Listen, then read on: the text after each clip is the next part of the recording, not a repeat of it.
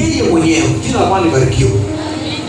Ukisikia neno kujitambua, hautambuliwi au haueleweki na mtu mwingine. Hata kama hujaenda shule, hata kama unaishi nyumbani, mtu anatakiwa ajitambue yeye mwenyewe.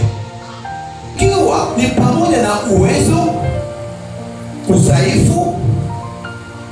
Niko kwa neno kujitambua, unajitambua kwa uwazi, utu wako wewe mwenyewe.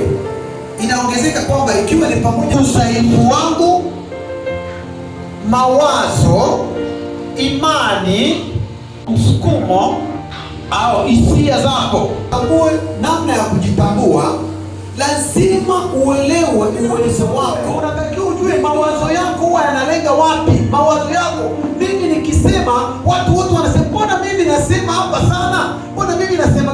Hayo ni mawazo yako. Utaona anazunguka katika jamii au kanisani au kwenye makundi yenu ya biashara na shule, unakuta akizunguka maneno 20 anazungumza hivi. Ndio maana Bwana anasema misukosuko. Misukosuko ni nini? Ni pale unapokutana na msiba. Mtu akipata msiba anasema kaka popote. Kwa maana maisha yake ameweka misukosuko mbele, ili wewe ukienda pale yeye anakuambia shida, hakuambii kitu kingine. Anashindwa kuelewa kama hajitambui. Naeleweka vizuri hapa? Bwana Yesu asifiwe. Unanielewa vizuri? Nifuate vizuri sana. Somo letu linasema kujitambua. Mwambie mwenzako unajitambua. Muulize, kupitia mambo unayaelewa?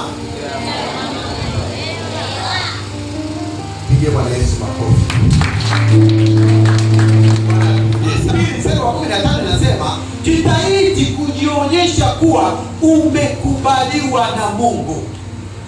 Mtendakazi asiwe na sababu ya kufanya nini? Ya kutayari.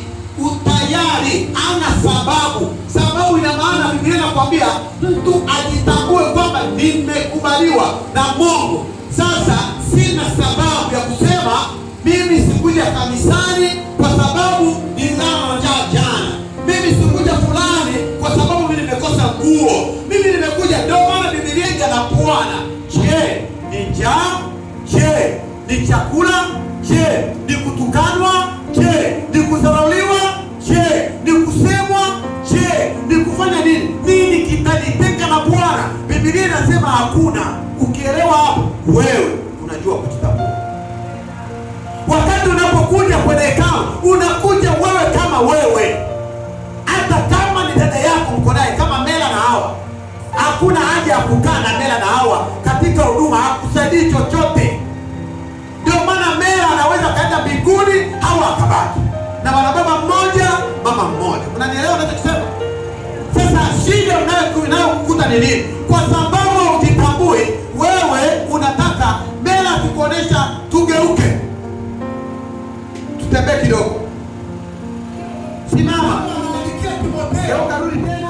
Jitahidi ujionyeshe mwenyewe. Hapa hajasema tujitahidi tujionyeshe. Biblia inasema ujitahidi ujionyeshe wewe mwenyewe kama umekubaliwa na Mungu. Kama wewe ujionyeshe, unajionyesha aje? Unajionyesha hadharani. Hawezi kujionyesha hapo unasema Mungu anajua maisha yangu. Wewe ni mwongo. Wewe kwa Kiswahili kingine wewe ni mpendezwa. Haujaokoka. Jitahidi ujionyeshe kwa Bwana. Unajionyesha wapi?